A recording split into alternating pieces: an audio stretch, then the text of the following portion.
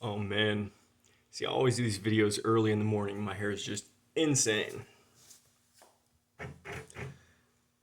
Cheers. All right. I just saw this thing on Facebook. One of those little, pictures with the text, and it says, "Death is not the end." Right? It's the beginning. We're all spiritual beings or whatever, and we die, and then we get to go home. Death is going home. I mean, it's not wrong, but it's only half informed. Let's It's almost impossible for me to not connect this back to the Bible, but let's try and put that off, okay? If you're a spiritual being, what's the point of physical incarnation? And is it just inconsequential? Or is this just a vacation? We just come hang out on earth for a little while and then die and go back home? Look, I guess we gotta resort to the Bible. Listen, you all think that let's go to the rudimentary kindergarten understanding of the Bible. Okay, when you haven't actually read a Bible, you think, okay, there's hell, and hell is this place that God's going to send everybody who doesn't do what he says, all the people who are bad, right? No, that's not really what it says. Hell does not exist yet. Okay? There's not a place called hell. There's Sheol, right? There's the lake of fire. There's the outer abyss. There's the eternal darkness, the bottomless pit. Okay? These things are not the same place. The outer darkness, the eternal abyss, is nothingness, right? It is right now the 500 angels that rebelled at Mount Hermon and had sex with humans to create the Nephilim offspring. They are chained up in eternal darkness. And in this eternal darkness, they are watching their offspring, the Nephilim, die in the flood. And now their souls, the souls of these Nephilimic monsters, are roaming the planet. And that's what you think of as a demon, right? There's ghosts, okay? The souls of humans that are trapped here. Why? Why are they trapped here? Because their body, their physical body, okay, look at Kirlian photography, okay? You know what Kirlian photography is if you're watching this kind of content. A pine cone has a soul structure, a hand, a leaf. It all has this electromagnetic structure. Your body is the same, okay? We have done these experiments. Experiments have been done where DNA is stored in a vacuum tube. And when this happens, it attracts light. And upon removing the DNA, there's still this resonance that takes place, this light resonance, okay? Dig into that all you need to. Here's what I'm getting at. You don't just magically have a soul that resonates with heaven, okay? You're a star seed, you're a light worker, you're an indigo child. It's the age of Aquarius. You understand what I'm talking about a little bit, okay? Let's take Dune, the Gom Jabbar, and that box that Paul Atreides sticks his hand into. The Bene Gesserit witch tells him, listen, an animal will chew its own leg off to survive. The whole point of that experiment there with Paul Atreides is this. I have children. And if there is a hunter after us and I get caught in a trap, if I'm a fox, I'll just chew my leg off and get away. And the hunter might find my offspring. But a human has a heart and a cognizant mind, the ability to plan ahead, to think, and to choose to follow its heart. And, this is getting tricky because your heart's wicked, okay? What I'm getting at here is only a human can sacrifice himself for those around him. That's what that whole thing in Dune is about. Can you keep your hand in the box and fight your survival instincts? Only a human can overcome his or her survival instincts, okay? An animal, a beast, someone who is just totally wicked and self-absorbed. Think about every person you know that is like that, okay? They're stuck in survival mode. I gotta make millions. I gotta sell houses. I gotta drive a BMW. I gotta be the best. It's survival mode. My ego's under attack, Once you're cool and you don't feel threatened anymore, you don't really need those things, do you? Okay? A desire for success and power is the hallmark of a fragile ego. Okay? Period. So, not just physical pain, are you willing to sacrifice everything about your ego for the well being of those around you, of those that you love, of those that depend upon you, your children? You know? A guy who goes and doesn't spend any time with his kids and chases all of his time, with his professional career or whatever, I mean, you get it. He's got a tiny little ego and he really needs to feel big. The kind of guy that says, hey, boss, I'm not making it to that meeting because I'm playing hooky with my kid today and we're going to go get ice cream. That's what it's all about. So, I'm ranting here a bit, but check it out. You have to resonate with things, right? You understand this stuff. Higher density, yada, yada, fractals, chakras, kundalini awakening. A wine glass breaks because it resonates with the physical structure. The physical structure of geez. Let's not get into the physics and the metaphysics of it. You understand how resonance works. If not, you need to come watch the rest of my videos.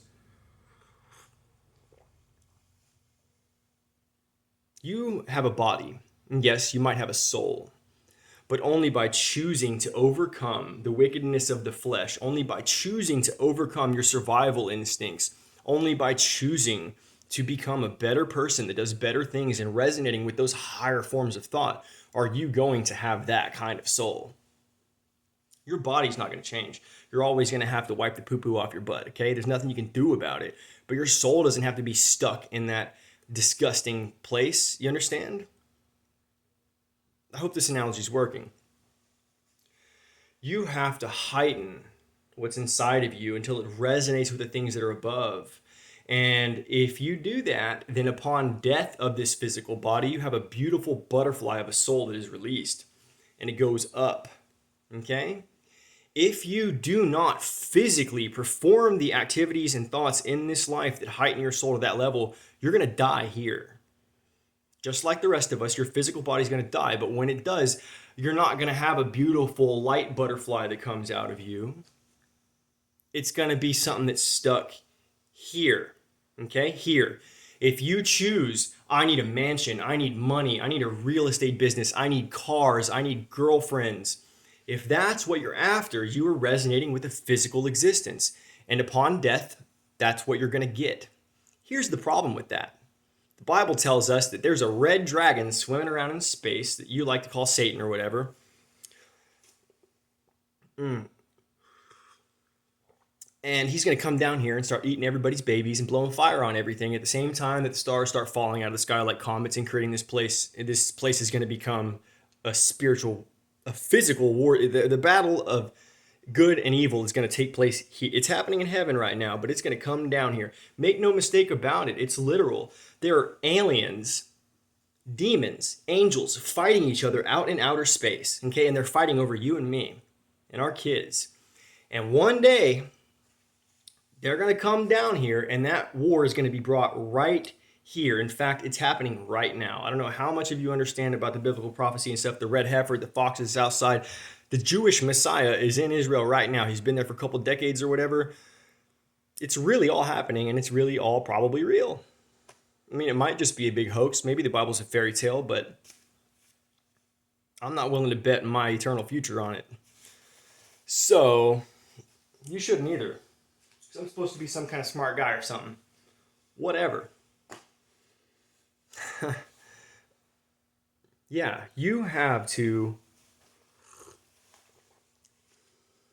I mean, the Buddhists are almost there, right? You got to reach nirvana.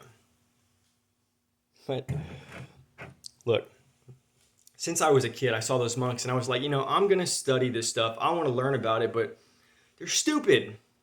I'm sorry. It's retarded. You cannot achieve nirvana in this life. It is something that is only achievable at death. I mean, if you haven't read Siddhartha, go read it. Okay? I mean, it's really simple. You are only going to achieve enlightenment through struggle. You're not going to get it by giving up on the struggle and going, oh, I don't have to pee. I'm not hungry. I'm not sweating and stinky. Life is perfect. I'm enlightened. That's just not how it works, dude. You have to get up every single day and physically work. And that is built into monastic culture, whether it's Christian, Orthodox, Buddhist, Shinto, Tao, whatever. There is no escaping the fact that you are an animal that has to survive in this life. The way you choose to go about that is going to determine what happens after your physical body dies. Okay? I hope that rant was at least interesting to someone. The whole point I'm trying to make is, yeah, we're all going to die, but we don't all get to go home. You understand? Some of us are going to get stranded here. All the stuff you're hearing about the demiurge and the archons, it's all true. And you may not want to accept this, but it comes from the Bible. Okay? Let's talk about this for a minute. The Apocrypha. Okay, you have the Dead Sea Scrolls. You also have the Nag Hammadi Library. Now, in the book of Revelation, John, there is this thing that comes out of the sky, parts the clouds. This little silver circle-y thing comes out of the clouds, and a rainbow appears. And it comes and it sets down on the ground, and 3 feet come out of it. Doot, doot, doot. And then a door opens up, and out of that door comes a freaking staircase. Come on, guys. And then from the staircase floats down this little paper scroll. And John takes that paper scroll and he's told to put it in his mouth.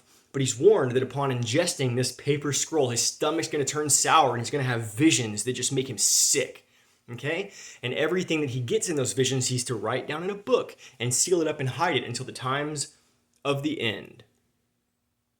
Wow. Okay, now let's go back. In the 90s, we found the Nag Hammadi Library. And in the Nag Hammadi Library is this thing called the Apocrypha of John. Could that possibly be the book that he was told to hide until the times of the end? If so, that would mean that these are the times of the end. Okay? So, what does the Apocrypha of John tell us? Well, the Apocrypha of John tells us a little bit more about the nature of God and his relationship with man. And if you go on to the hypostasis of the archons, even, you learn a lot about the truth possibly behind the creation story. Okay, you were created by demons, if you will, angels, whatever you want to call it, however you want to look at it. These little black furred gargoyle things with wings that live up in space. Okay, they don't really believe in God either. They're just like you. They don't know how they got there. Okay? And they have their theories and their arguments and their religions and their wars up there. But here's the difference. They created you. They did come down here and breed with, they took their DNA and intertwined it with monkeys to create humans. Okay?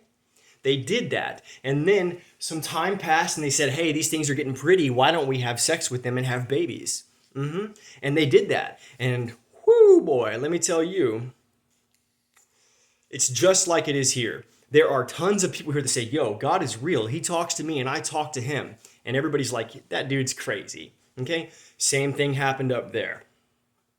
Okay, some angels said, guys, God's real. He's talking to me and I'm talking to him. And I'm telling you, you can't go down there and have sex with those things. And the angels like, we can do whatever we want. We created them. Right, all those angels are now chained up in the outer darkness. They all have found the truth, much to their dismay. Okay? The rebellion against God comes from, I'm so smart, that guy's dumb, that guy's crazy, okay? It's worth mentioning again, Neil Bohr said the structure of the atom came to him in a vision from God. And you want to say that's trivial, silly, but look at the periodic table of elements we have now and the fact that we're able to create things like this cell phone. That wouldn't have happened without Neil Bohr's silly little vision from God. So every time you hear some dude saying that he's learning some things, or some gal saying that she's learning some things and she can't really understand it, you should really tune in. You should really listen, okay? The picture I'm trying to paint here for you is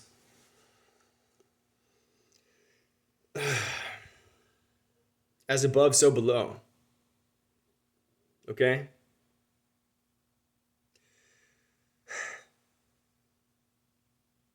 We don't all get to go home. In fact, there are angels that aren't going to get to go home because they've turned themselves into demons. because they believe that their senses up there are telling them the truth, and they won't listen to that still small voice that lets them know that they are wrong.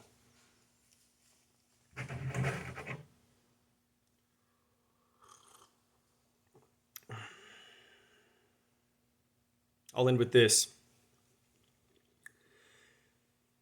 My coffee's still more than half full. Why end? You don't get to escape physical life. You don't get to check out on it. In fact, I would argue people who neglect their physical responsibilities are probably just as bad as those who neglect their spiritual ones. You have to exist healthily in all three planes of existence: physical, spiritual, and intellectual. Okay? You have to do all three of these things in order to be a healthy, happy, person who can serve others. All right?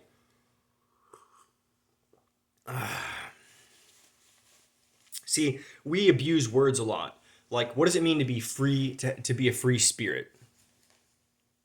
Put a pin in that. Think about this. What does it mean to be correct? And then what does it mean to be politically correct? Politically correct doesn't mean correct. Anytime we put these modifiers in front of things or after things, we're changing the meaning. So, what does it mean to be free? I want to be free. Do you want to be free-spirited? If you're free-spirited, then you're probably not intellectually free and physically free. In fact, I bet if you consider yourself to be free-spirited, you feel pretty shitty about the fact that you don't own a house yet and you can't freaking put food on the table half the time, right? You're a free spirit.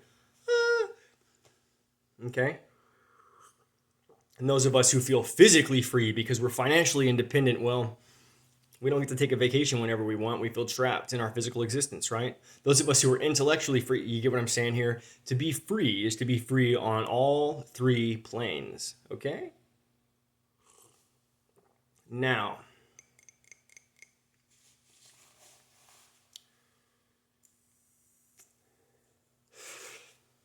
the age of Aquarius is very real. The Bible talks about Jesus, but it only talks about a few.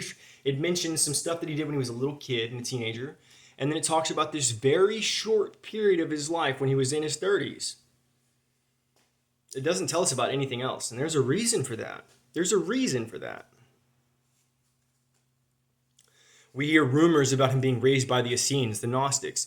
We hear that he went and trained under the Babaji for a period of time before he went and performed the actions in Galilee and the miracles. Is he really a Tibetan monk? I mean, think about that. It could be true. I don't know.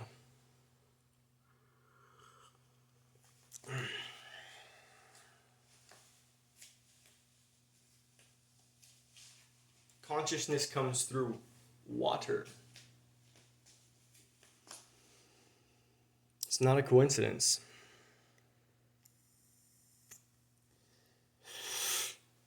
Blood is water that is blessed with physical life.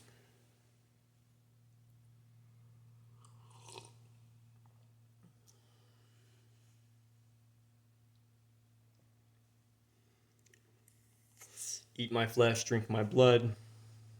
Go watch my video on John chapter 6, verse 66, so you can figure out what that really means. Don't drink blood. And grape juice isn't a substitute. It's a metaphor. Cheers.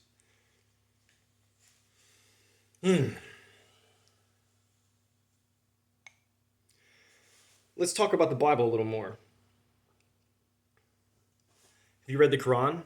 The Quran talks about, in the end, okay, there's going to be this Muslim messianic figure that rises up, and everybody's going to love him, and he's finally going to bring peace to the world.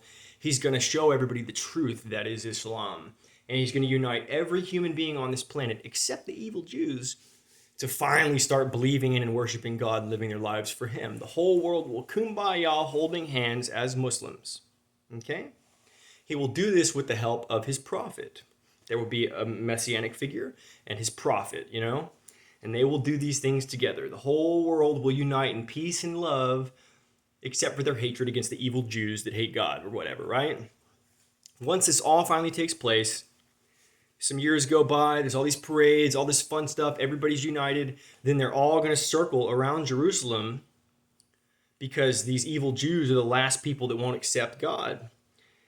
And right whenever this Islam army starts encompassing Jerusalem, this evil Jal, this Antichrist, is going to come out of the sky. He's going to part the clouds on horseback, followed by his demons. And they're going to come down and try and fight the prophet and the Messiah. It's the Battle of Armageddon.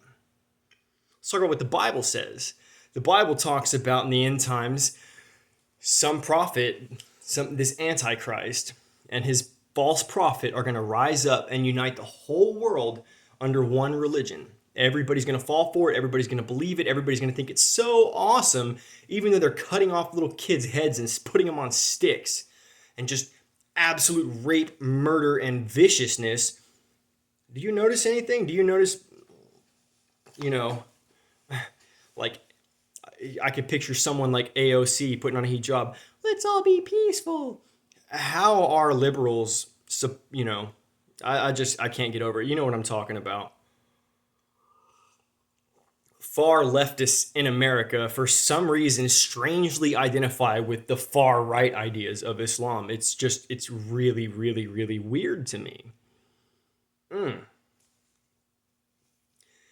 So, yeah, in the end, all of those people, the Bible talks about essentially a whole bunch of liberal extremists all being united under liberal extremists, people who believe that you don't have to follow any moral code. You can do whatever you want as long as you're not hurting other people. You can do whatever you want.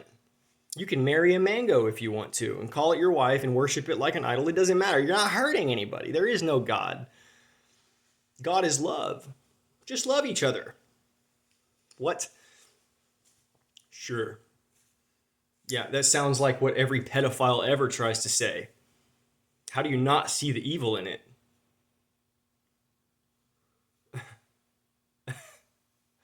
So,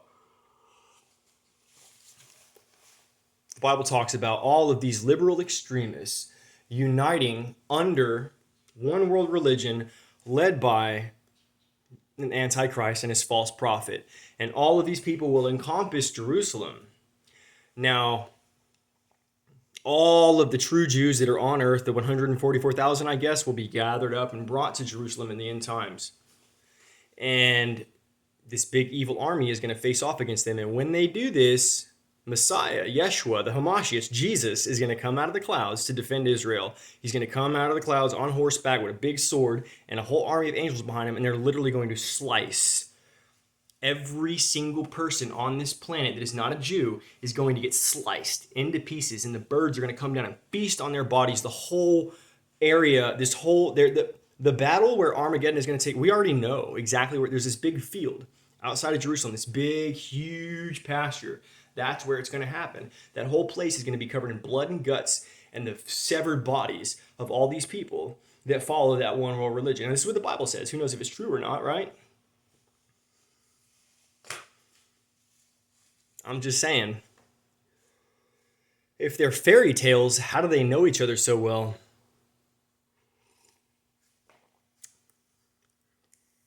How is it that you can believe in mediums? You listen to Dolores Cannon and the Book of Ra, and you think there can be so much truth to it, but you don't think that this other stuff could possibly be real?